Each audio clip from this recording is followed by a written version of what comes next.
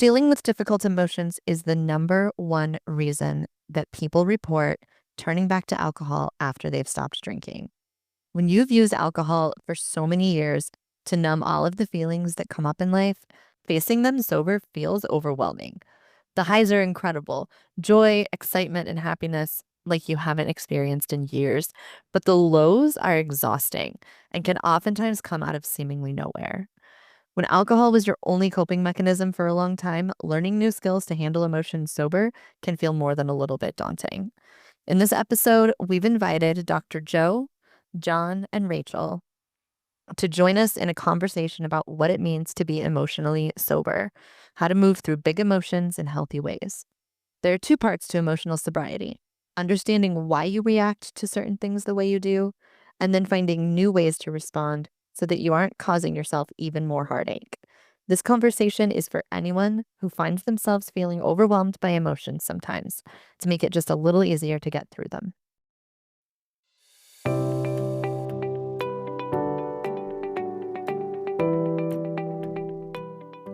Welcome to Through the Glass Recovery Podcast, where we believe that connection is the opposite of addiction, vulnerability is the antidote to shame, and that recovery isn't just rewarding, but it's also a lot of fun.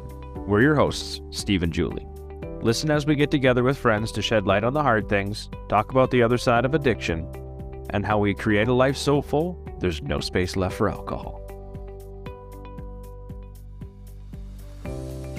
We invite you to visit our website at throughtheglassrecovery.com for a full list of episodes covering all of the emotions that you might be struggling with in sobriety. From anger and grief to FOMO and shame, we've had conversations about all of them, full of tips and wisdom from folks who have been there and learned the lessons. Again, that's throughtheglassrecovery.com, and click on Podcast Archives for a full list of over 120 episodes.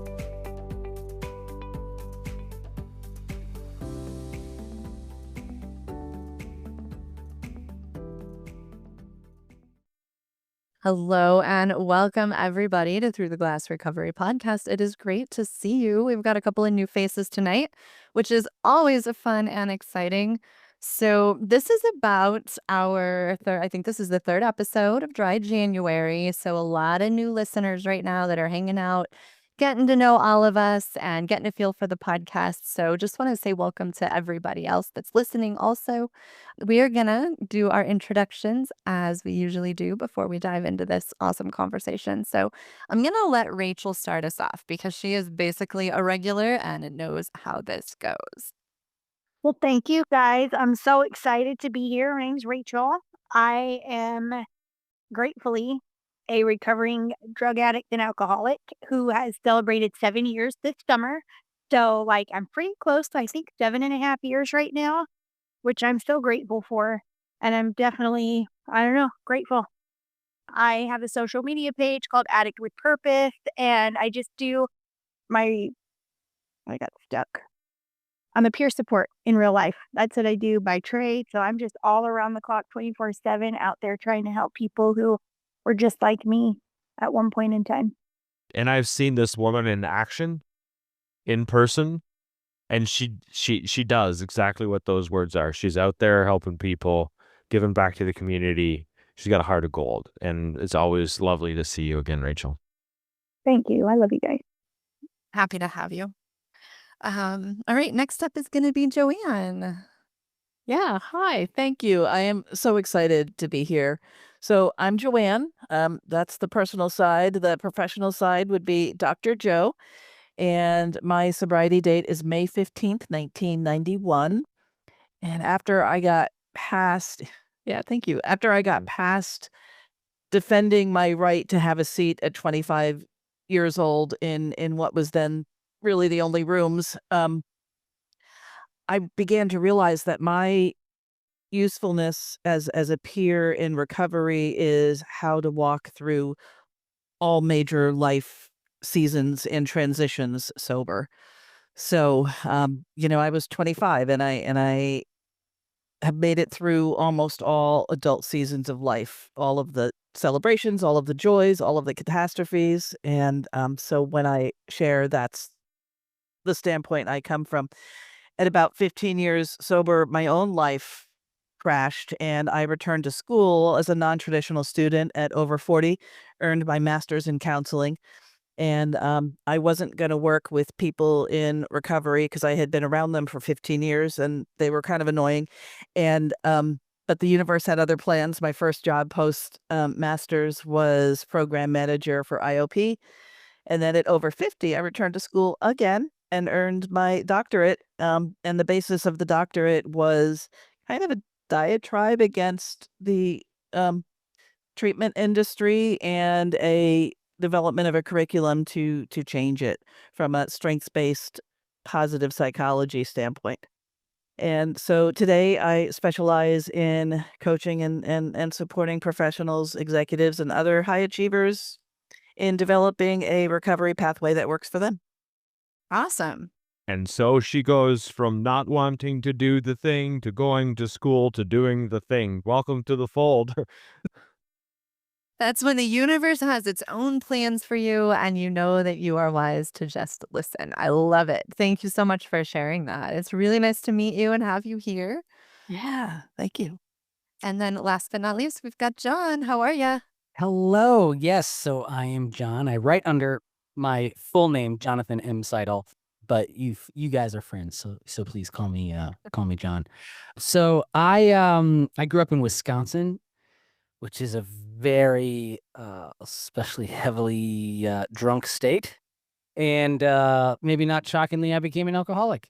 That's the quick version. I'm a full-time writer and author, and 4 years ago, wrote a book on faith and mental health because I talk about this from a faith perspective in the faith space. And I thought, great, this is awesome. And then I went through the hardest season of my life and drank it away.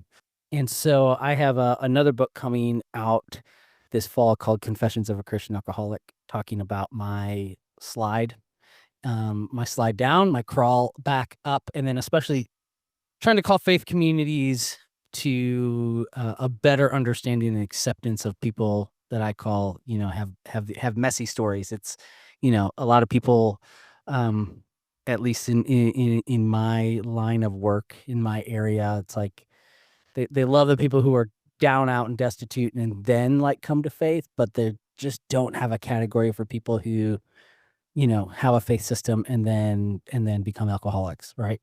Or addicts or whatever, and fill in the blank. So I'm hoping to change that and talk with people about that and bring them to a better understanding. I currently live in Texas, so Wisconsin boy, moved to Texas, and I have been sober for it'll be 19 months.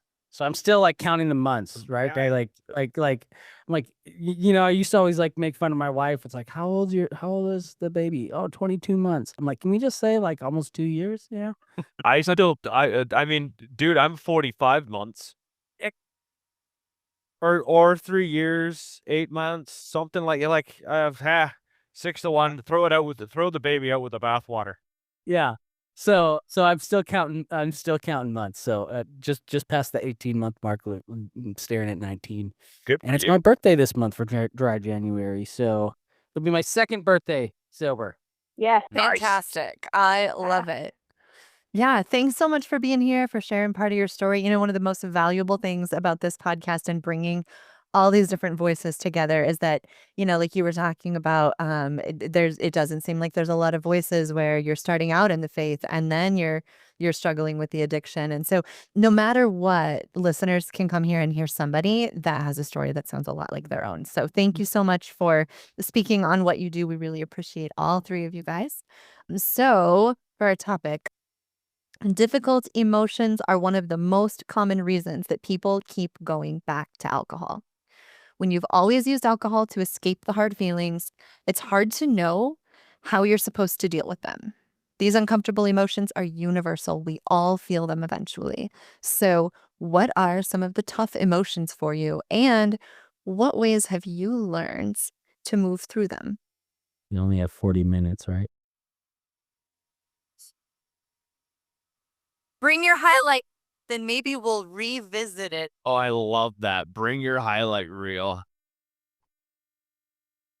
I want to share about an emotion that I'm currently going through that is like over the top stressful. And it is, I work in peer support and I help people find recovery from mental illness. And I am constantly like, we're going through a lot of changes at work. Sometimes I'm in a toxic work environment. So, like, between like my coworkers and like gossiping and all of that, but then all the stress of the people that I have to serve, like, my work is stressful. Like, there's burnout and I'm overwhelmed every day and my caseload's way too big and we're not properly trained for some things. And so there's like this overflow of emotions, like compassion fatigue and not being able to help the people. And then, like, I'm working with just people in poverty all the time. And so there's like all of these crazy emotions. And then I have to like hold it together. And a lot of people I work with aren't don't follow an abstinent-based program, and so they go out and drink afterwards, after these really hard weeks that we have, and they're always like, "Rachel, come have a drink with us," and then I jokingly say, "Oh, if I have a drink, you guys are gonna find me messed out on on Broadway," and their eyes drop, and I'm like, "But that's just how it is. Like, thank you for inviting me to drink, but I won't come to work for a week, and you'll find me probably in a homeless camp."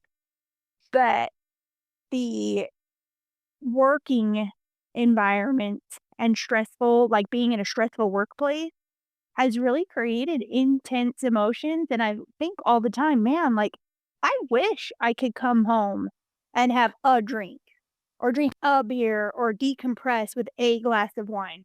But that's not how I drink. I get a 12-pack, and the 12-pack's gone in 2 hours. Right. I get a glass of wine, and Yep. I'll get a box of wine and it's gone by the end of the night. And so those are like some really hard emotions like that I am currently facing. His work is hard. You talk about something really important there too that I think it probably deserves it's probably its own podcast, but the idea of like compartmentalizing while you're at work because you have to hold it together. And there are times in our lives where we are feeling massive emotions. And, I hear a lot of people who are like, they get so exhausted just holding it all in. And when is it appropriate to let it out? When is it not appropriate to let it out? And holding on to it, it's a heavy, heavy load to carry until you finally get home and you feel like you're about to collapse. And that is tough. That's a lot. Work stress is Work stress was one of the things that I had the hardest time dealing with. And Julie can attest to this because she heard a lot of my work stress. And trying one of the hardest parts I ever had was like, how do I not take this home with me?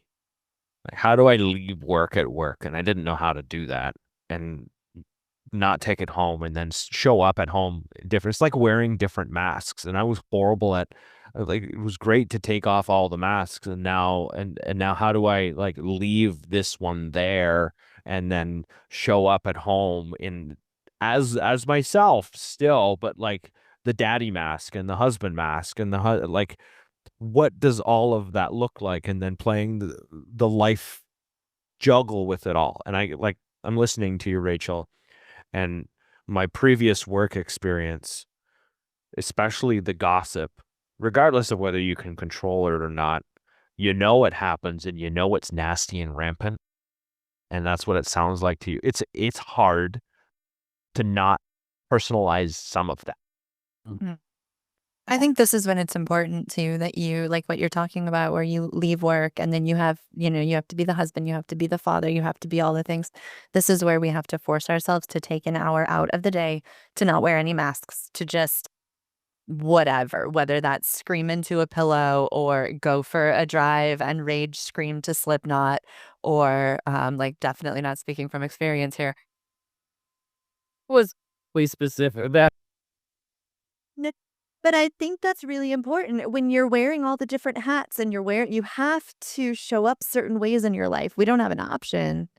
So you've got to give yourself like that decompression hour somewhere. You have to find a way to force yourself to free up that space to just do whatever it is that you have to do to cope. I think that's a really important piece of that.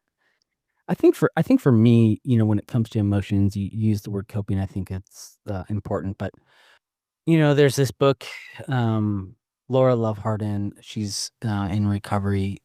She was a suburban mom, and she wrote a memoir about her experience of being the quintessential perfect suburban mom that then became an addict. And she writes this line that is that has become a calling card for me. And she said, I only ever chase the white whale of addiction, and that is escapism. And I think that is true for me. I think it's true for a lot of people. And what we try to escape are so many times these uncomfortable emotions. And for some people, it's stress related to work. I have diagnosed anxiety and OCD, right? And so my OCD it's not the Howie Mandel hand washing, but it's intrusive thought. And so for me, alcohol became the easy yet destructive way to turn my mind off. I wanted that. I wanted that relief. I needed that escape, right? And instead of going on a run, which I kind of joke, like the healthy way now is I literally run from my problems. I go on a run, right? I hate running, but man, I do a lot of it. And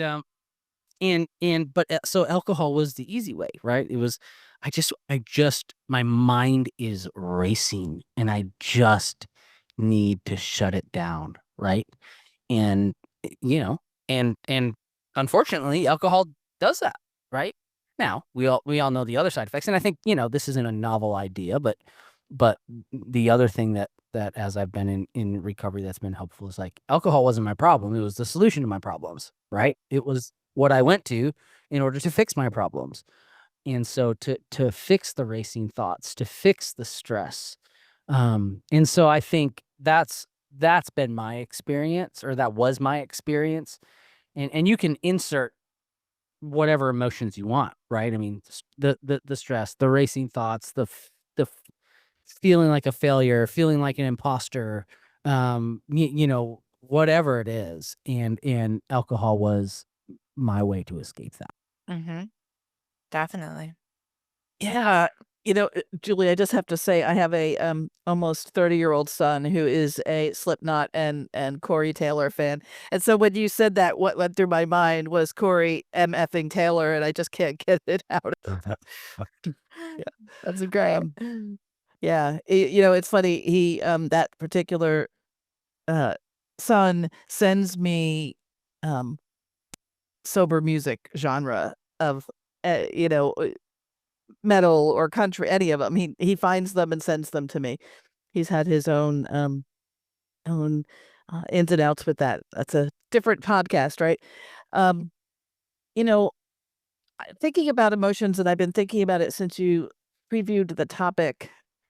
On the other side of my sobriety date, I spent the last 3 years of my drinking thinking that my problems were my problems, right? And so I had this ritual of trying to get my act together. And what that looked like for me, I was single, no kids, lived in an apartment, and I would centralize everything and then wipe everything down and clean everything. And I had a legal pad with that I would write all my to-dos, all my administrative tasks that I put off. And back then snail mail was everything, and I would put all that stuff in a drawer, and I would say, okay, I'm just going to get my act together.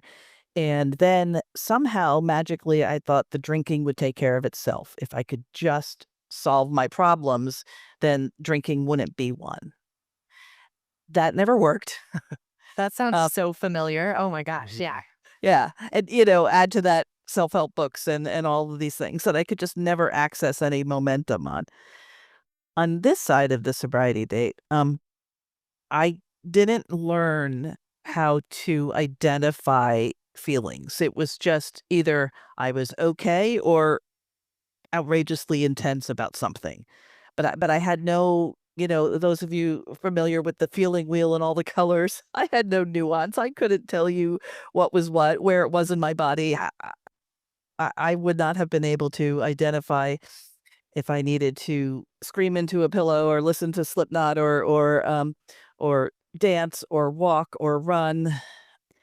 I was literally years into sobriety when I was sitting in, in 1991, there weren't a whole lot of options. So I chose the peer support option that was available. My pathway looks much more inclusive now, and maybe eclectic. But at the time, I was in a meeting and I realized that I had equated serenity with absence of feelings. Mhm. Ooh. And when I felt something intense, I would double down on my program. So I would go to more meetings. I'd buy another meditation book. I'd get another sponsee. I would work this, do another 4 through 9, um, because I was so unfamiliar with identifying, processing, and in a healthy way responding to feelings that I used the program at the time as a spiritual bypass. Mhm. And the concept for me of spiritual bypass, and finding what is spiritual bypass and what is the process of identifying, feeling, and in a healthy way expressing emotion. Um, it's been an ongoing challenge. It's only been recently that I realized that overachieving is one of my not healthy ways of Yeah. dealing with emotion. And that sounds to a lot of people like a humble brag, and it's not meant that way. It can be truly catastrophic. Yep. Have a feeling, get another degree. you know, I the certification. I'm actually listening to you right now, and when you said spiritual bypass, and you're talking about all of this other thing, and I'm going, okay, is your version of spiritual bypass intellectualizing your recovery? That sounds similar to me. Yes. So Like, yeah, that is a concise way of putting it. More to broaden out the definition, it's when you use a spiritual tool, and by spiritual, when I use the term, I mean it's very inclusive. It could be enjoying nature, and it could be something as specific as a religion. But when you use a spiritual tool to hurry out of the process of identifying an emotion, responding to an emotion, processing an emotion. Mhm. A common example would be forgiveness. Forgiveness is a powerful, powerful tool that should be in our healthy tool bucket. But when it's used to bypass the stages of whatever you need to go through to get to an authentic forgiveness, then it's a spiritual bypass. Well, I was gonna say it reminds me, Dr. Joe, of there's fight, flight, freeze, and fawn, right? People who Mhm. fawn, right? It's actually in a sense an unhealthy coping mechanism. You could say that's in a healthy way, that's kindness, right? Oh, well, everyone should be kind, right? But when you're fawning, right, it's such an unhealthy way to do it. And Mhm. and the goal is, I mean, don't hurt me, or I just, I don't want conflict, I don't want emotion, so I'm just gonna shower you with whatever. Yeah. So I think I love that you said that, because I think, we the big A addictions get a lot of the attention, right? Alcohol, drugs, whatever. And yet, the socially acceptable ones can be just as destructive. And yet, no one's doing a lot of podcasts about those. Well, we've had a guest come on, and he's a doctor out of New York, and his whole premise is that we're actually all thought addicts. He's out of New Hampshire. Is From one of it new? Okay. The Northeast somewhere. Yeah. Sorry, I don't know what you're talking. Now that you said that, I know who you're talking about. But yeah, Yeah, right. His whole premise is that we're actually all thought addicts. He could explain it way better than I can, Julie. If you have anything up to in your mind there, that's fine. But that's his whole premise, and it makes a lot of sense. You feel this emotion, and then you react to that emotion in whatever way to receive the same sort of thing that you're looking for to soothe it, right? And for in any instance, whether it's grief, sadness, and you talked about that thought wheel, if I'm uncomfortable in this situation, I know how I'm going to resolve that in a potentially unhealthy way. And this is where he goes with that. And then you just go down that route, whether it's telling yourself the story or whatever it is. And what his premise is he attacks it at that. So if he has that thought, he actually brings it up. Like, I think my boss is thinking this about me. And then he actually orates it. He'll talk to his boss and say, hey, this is the thought I'm having right now. Is it true? And like that's the work that he does to try and combat that sort of thing. And I'm gonna go use that to segue into one of the best tools that I've used to figure any of this out is talking to someone. And is talking to you obviously have to find a safe place, and the only way to do that is to try. But talking about, Joanne, you talk about like, how do I understand where my emotion comes from? What is it doing to me? How can I deal with it and cope with it without bypassing that really hard, heavy emotion? And most of the time, for me to get to that point, I need to be like this. I need to have that conversation with someone so I can hear the words that are coming out of my mouth, so I could start to discern the differences of the two. And that is, as hard as that is, because it's vulnerable as hell. Mm-hmm. That is how today I can have that conversation, and I could actually pause and say, ouch, that hurts. That hurts a lot. And then where does it come from? Or I can just say, this hurts a lot, and then let the conversation happen and have the courage to stand in it. That's what one of the tenets of, what I've really practiced over the last 18 months is one of them has been radical vulnerability. Mm-hmm. And I talk about how, like, I think, Brene Brown's great, but like just, you've got to go beyond just vulnerability, right? She made vulnerability popular, and now everyone's kind of like, I'm vulnerable, It's like, well, now you're just kind of faking it, right? So I told myself, okay, like I can fake vulnerability, right? I need to be radically vulnerable, right? So I was radically vulnerable with my therapist, and I paid her a lot of money over a year to be radically vulnerable with her, with my wife, with my faith community. And so I think I love that whether you're going to meetings and doing the steps and you need to be vulnerable there, or whether it's your therapist or whether it's whoever, I think that's a key aspect. And then what I was going to say is, I think on the emotions part, Dr. Joe kind of touched on this, and you did as well. But I tell people who are in very, very early recovery, I shoot straight with them, and I'm like, for me at least, the hardest part was learning how to sit with those emotions, right? Absolutely. Because that's, like I said, that's why I drank, right? They don't go away right away. Well, Just want them to stop. And I mean, I remember like in the first month, like I was literally just like pacing the living room like a caged lion, because I didn't know what to do with myself and my thoughts and whatnot. I told myself for so many years, it's not as bad. I'm not as bad as X, Y, and Z. And then I stopped drinking, and I'm like, I don't really like to be with myself. And so I was like a caged lion in my living room. So I tell people, like, it's going to be hard, right? And my emotions haven't, and it's not like, Dr. Joe, I love kind of what you said earlier. My emotions haven't gone away. I've just now learned how to deal with them, or healthy ways to cope with them. Or I think the big word that I love is be curious about them. Why am I feeling that? Okay, let me ask the why question. Sometimes I feel like I'm a 3-year-old kid. Well, why? Well, why? Yeah. Well, why?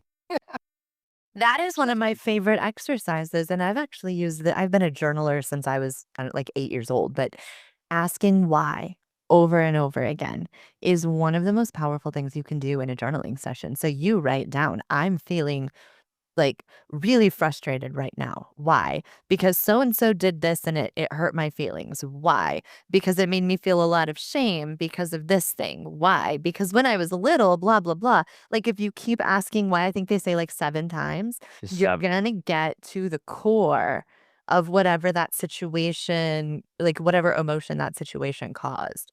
Mm. So I think I'm listening to what you guys are talking about. I actually I want to learn so much more about the spiritual bypass thing because I think that's what my husband does. And I've never ever heard somebody describe it before, but you described it. So I'm fascinated. I think that depending on any situation, if you're feeling a big, heavy emotion that you don't know how to deal with, or that is really, really uncomfortable, you have to go one of two ways. You either have to distract yourself for a while, which doesn't mean avoid entirely. It means using distraction as a healthy tool, or you have to dig in and be willing to get really uncomfortable and start processing. And I think it's important to acknowledge that distraction isn't bad all the time. Avoiding your emotions completely is a terrible idea. But I know when I was experiencing really deep grief, I couldn't just sit in it and drown. I would have to come up for air and I would have to go do something. That's where our coping skills come in, right? That's where you know that you have some tools. Like I can do a puzzle and I know it's just going to give my brain a break for a little while, versus sitting down and digging in and doing the why exercise. Or I was actually going to say, I have a really great how to process your emotions worksheet that I will actually link in the show notes for this episode because I think it's really valuable. And it's super basic. Anybody can figure it out. But I think that we need to have both sets of tools. We need to know how to process. And we also need to have some tools that let us distract ourselves for a while. Because if you can't ever get out from under it, then you're going to start feeling like you're drowning. Then you're really going to want to start escaping from it. So I think it's important, whenever I feel something heavy, whenever the weight is too much, I will actually ask myself, do I need to think about this and journal it and do that stuff? Or do I just need to go for a run or do a puzzle? What am I really needing right now? And I think that's an important little piece there. So I'm going to, before I give you the floor again, Rachel, because I'm going to give you the floor again. There's been plenty of times where I've had some pretty deep, dark moments and I've picked up the phone. You stay there for a couple of days. And Julie said something that was really great to me and I've never forgotten it. She goes, you're allowed to stay there, but you can't stay there for very long. Mm-hmm. It gave me permission to be where I was. You don't have to change it. Don't make it go away. But you're going to have to action your way out of this somehow in a little bit. Mm. And it was a beautiful, giving you permission to feel the shitty way I felt. And also, you almost felt like there was a willingness of somebody to help you walk out, but you had to walk out first. No one was going to do it for you, but you can stay there for a little bit. It was perfectly said and perfectly timed, and I've never forgotten it, and I've always gone back to that. So good. That's so good. I gotta give my wife that line. Right? Well, and my aunt works with dementia patients and their families.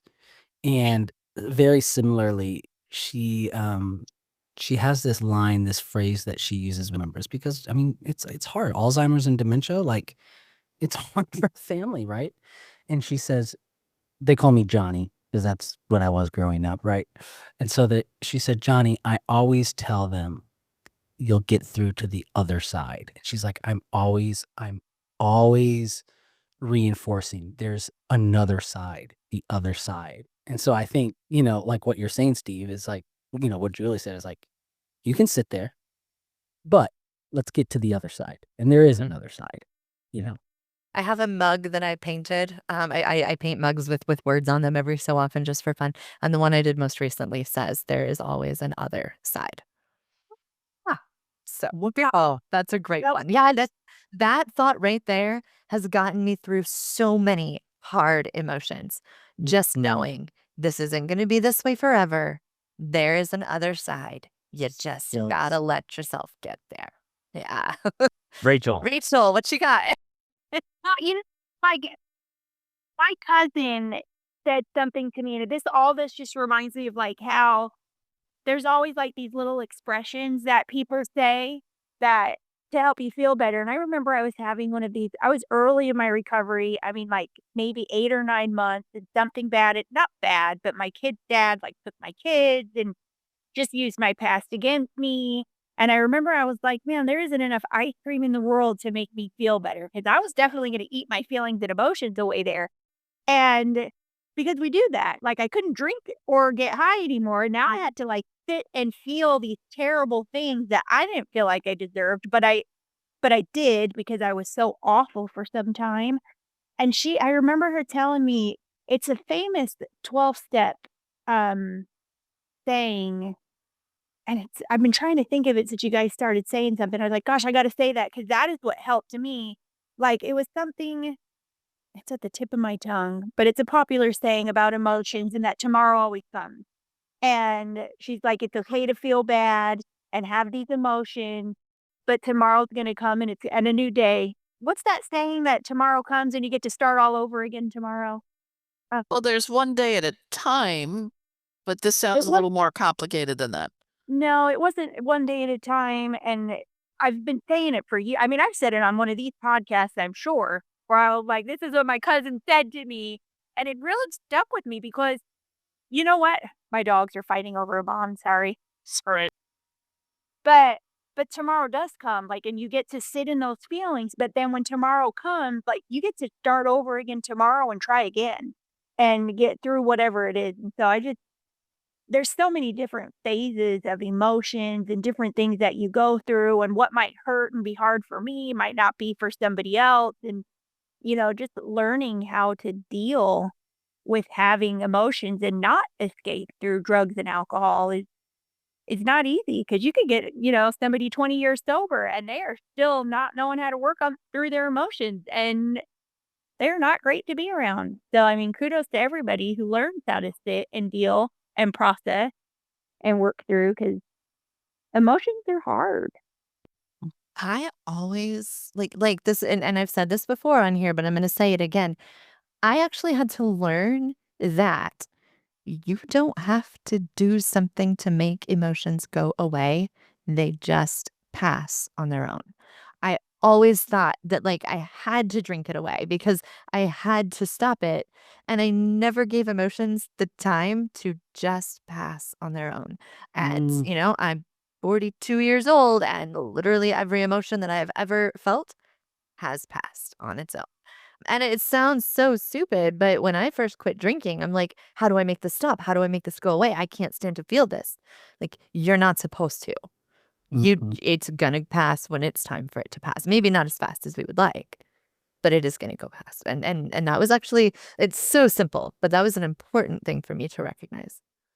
I think that is where some of the Eastern philosophy. I'm not a Buddhist, but I have attended Dharma recovery, and I think the principles of non-attachment have really helped with that. Is just, oh, there's grief, there's anger, there's resentment, there's joy. I mean, it and just identifying it, but not attaching to it and doubling down on it.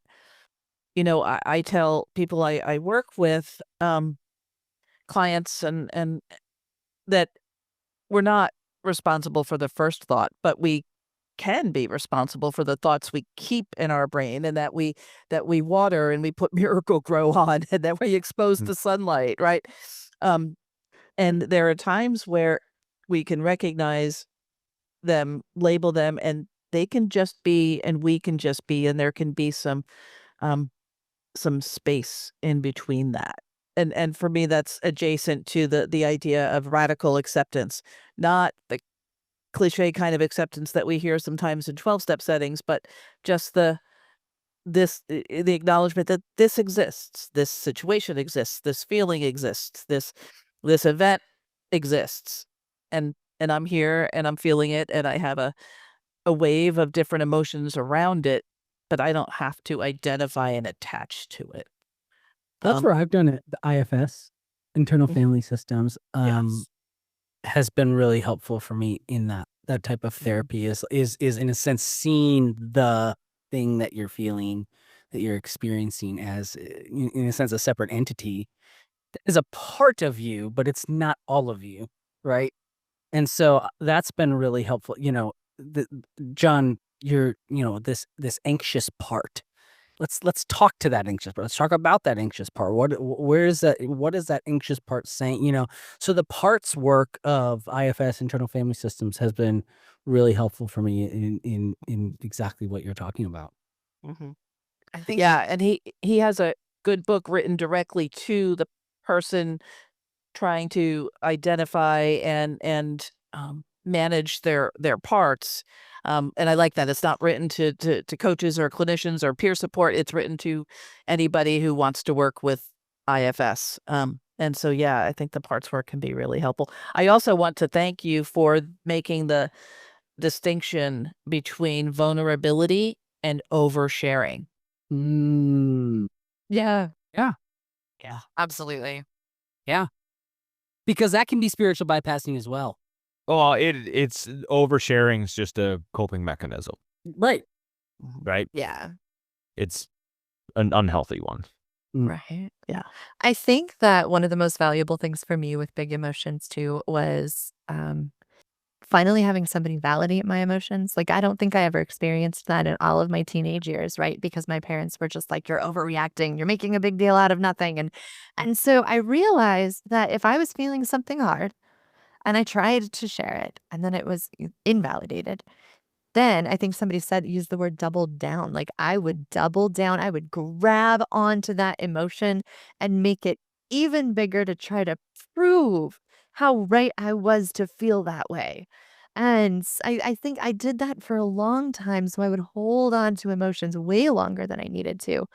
Where now in the recovery space and with the group of people that I've built up around me, I can talk about an emotion and somebody is just like, yeah, it makes sense why you would feel that way. And then I can be like, okay. And then I can move through it, right? Where if somebody is like, you should not feel that way, then I have to be like, yes, I should. This is why I should feel this way. This is why it's important and it's real. And then I would make the emotion even harder and even bigger. So simple things like somebody just saying, yeah, you have every right to feel that way is massive when it comes to processing things.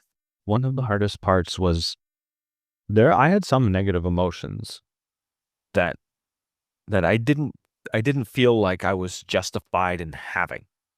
So then that made it even harder to talk about. So for instance, someone passes away. I'm supposed to feel sad. I don't. So because I don't, I'm now angry at myself for not feeling the way I'm supposed to supposedly feel over this thing. So I can't even acknowledge where I'm actually at and wonder why. Mm. So I've already started an internal battle without even externalizing it, creating my own conflict just based on a feeling that I thought I was supposed to have that I don't. And now I feel guilty for not feeling the way I thought I was supposed to feel.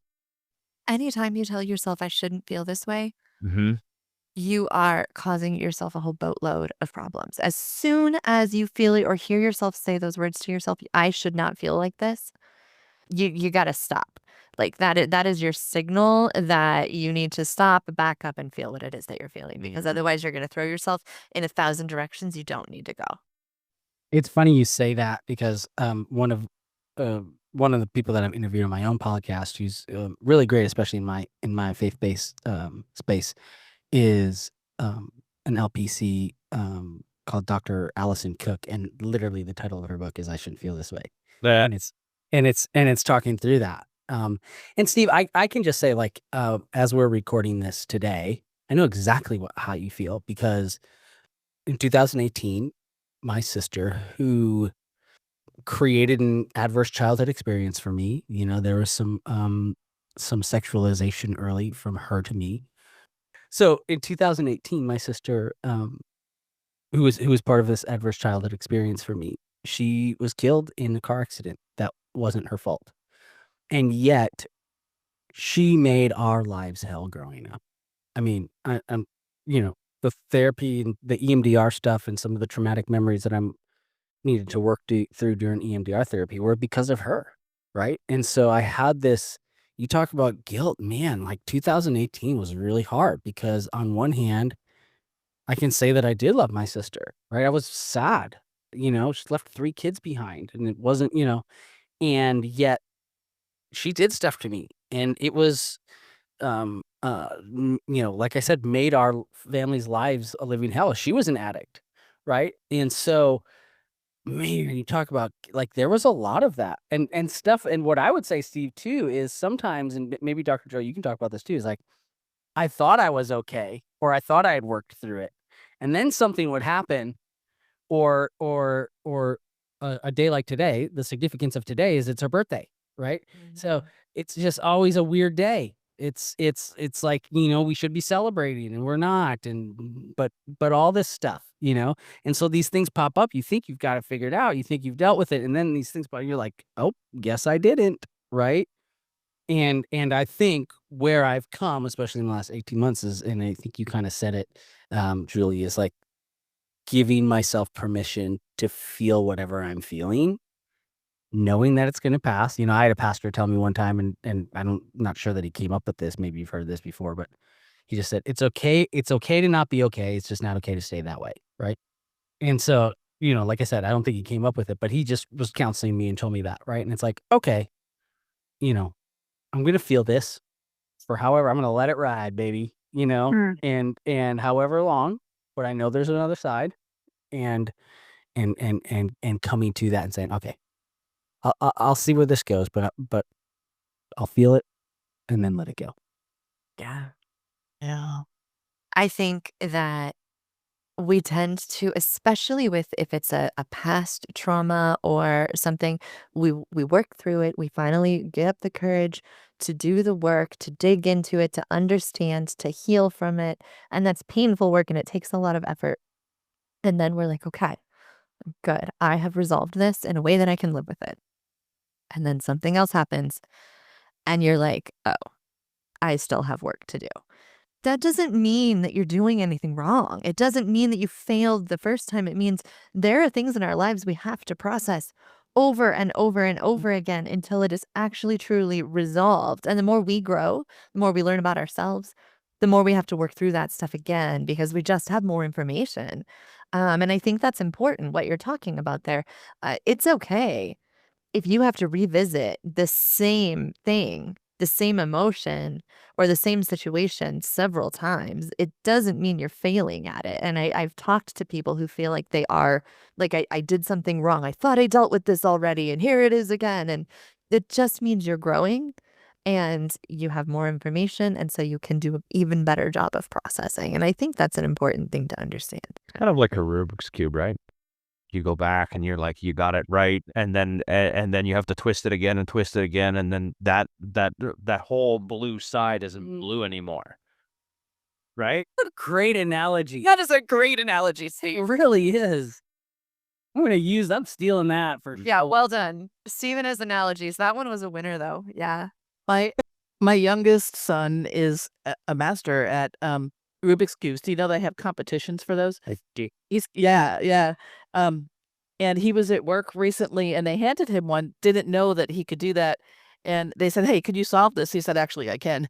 And so he tried to. He said, this has been modified somehow. They're like, how do you know that? It's like, I know. And it had been. But anyway, what I was going to talk about was before that, what were we? And I lost it. Oh, goodness. Like reprocessing emotions. Yes. It's okay. Yes. But So one of the things I try to respect is the science of emotions and addiction and trauma, and that just because our brain goes there again doesn't mean we didn't do the work, right? The neural pathways of significant experience, good and bad, that doesn't change just because we've done the work. So if something like a birthday triggers that content area, it's going to be activated again. That just makes neurological sense. That doesn't mean we haven't shown up and done what we need to do. I think that's a area for me myself and to remind others to practice a lot of Mm. self-compassion. Because Yeah. yes, of course our brain does that. That's why, trauma is one of the reasons addiction develops, because our brains have been changed by the trauma. Yeah. Yeah. Yeah, I mean, and I think, I'm personally like, I'm also going into it knowing, I'm gonna get off this podcast and I'm gonna call my mom, and it's not gonna be a, you know, how are the Packers doing type call. You know what I mean? Like it's gonna, but I also know that going into it, right? And so, I've done some more stuff today in preparing, but I also know, like, yeah, we're probably gonna cry a little bit. We probably are. And Dr. Joe, thank you for saying that, right? I think it's always a good reminder to remind yourself to give you permission to be like, just because you're feeling that, it doesn't negate everything you've done over the last whatever, right? There can still be complicated emotions. Absolutely. Yeah. especially in early recovery. Which what do you what do you feel like? I'm genuinely asking here, and maybe this is what someone in quote unquote early recovery would say, but like, how do you guys generally define that? What, early recovery? Yeah. Oh, I would say easily at least the first 18 months to 2 years was early recovery for me. I think that's different for everybody, and my story is a bit different where I was sober for like a year and a half, relapsed, and then got sober again. So, but easy, my early recovery. Like I was still tender and raw at least 18 months to 2 years, and especially emotionally. Mm. And Um, I think when you look at it from the aspect that you and I both see the world, like our recovery lens through, and our recovery lens is about having a healthy emotional response to what the world gives you, right? Like if I can have a healthy emotional response to whatever happens to me in my life, then I am in amazingly good shape because I didn't have a healthy emotional response. So to even begin traveling down that and having a good sense of where I'm at versus where everyone else is, it takes a lot. It takes a lot of work to do that. And for me, what that means is it puts a lot of distance between me and and whatever that next drink might be. Like that was my goal, is to put so much distance between me and a bottle and a drink and a desire for it that that it's not even if I come 10 yards go 10 yards backwards in the field, I'm so far up the field it doesn't matter Mm-hmm. because I already know what I need to do to get myself back to the goal line again. And so what, Julie? I just want to say, and I think this is worth reiterating at this point with what you're saying, a healthy emotional response does not mean no emotional response. And I think that that's something that some of us tend to be more highly emotional. Some people have learned how to shut the emotions down. And there's a sweet spot in the middle. And that's where like our emotions don't run away with us, but we also still can feel them. That's the important, that's where we need to end up. That's what you're talking about right now. Yeah, I mean, it doesn't mean I don't have hard days. It doesn't mean I don't, have depressive moments. It doesn't mean I don't have any of that. It just means I'm capable and I'm resilient enough to pull myself out of that, right? I'm self-aware enough to pull myself out of that. So when I said early recovery, especially when in this episode, I mean, at like 3 weeks, my emotions were a mess because I didn't know really how to discern what I was feeling versus just a pile of feeling. Well, and I think if there's like so many different phases of emotion, like when you first are in that first 3 weeks of recovery, you're like going through the detox emotions, you're going through my body feeding for something. Cause I remember the first 2 years, like a month was bad. And then at 5 months, all of a sudden, like every single commercial, like I started to really feel again, like happy commercial, like cute little commercials on TV would start having me crying. And then 9 months came, and then there were these different kinds of emotions. And then there was life, and then there was the lively emotion. And it was like, why are there all these different have I been hiding for that long that I didn't realize? Like, a green tree all of a sudden was so pretty, and I just wanted to cry because I could have feelings again, and it was okay to cry. But why is it okay to cry? And now I'm crying because I really love that I can cry and I don't have to drink to cry, but why did I cry over a green tree?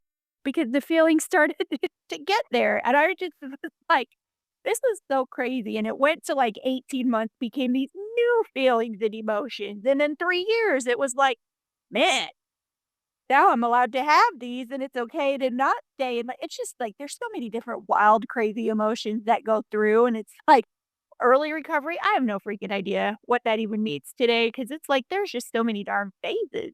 Because you go through the emotions. You just so perfectly described early recovery. The emotional gamut right there. That was beautifully described. Perfection. I remember living it, and I just was like, "Mom, is this normal?" And my mom's not an alcoholic or anything, and she's like, "Just roll with it, Rachel." And I'm like, "Okay," because that Netflix red was really pretty. Yes, absolutely. I love it. It is. I always come back to the science, and what Steve was describing and you guys were supporting is so early on, whatever time frame that might be, our brain still defaults to thoughts of unhealthy coping more frequently because that's what we've conditioned with our behavior and our choices and our habits, and we condition that. The task of early recovery is to build neural networks to the healthy habits and the healthy coping so that as you move along, whatever your recovery pathway looks like, your default changes. And I think when the balance of the default shifts from the unhealthy coping to the healthy coping, you're moving out of early recovery. Mm, yeah, that's a good definition. The other piece I wanted to say, and this is more experiential than personal experience than science, is with the exception of a very few specific to early recovery tools, at going on 34 years, I use the same tools you do, John. They don't change. I used to joke in meetings that I am waiting for an advanced set of tools, please. There isn't an advanced set of tools. They're the same tools over the years and seasons because I met my kid's dad and had the kids and have had aging and then just dying parents and catastrophic health diagnosis and all things, right?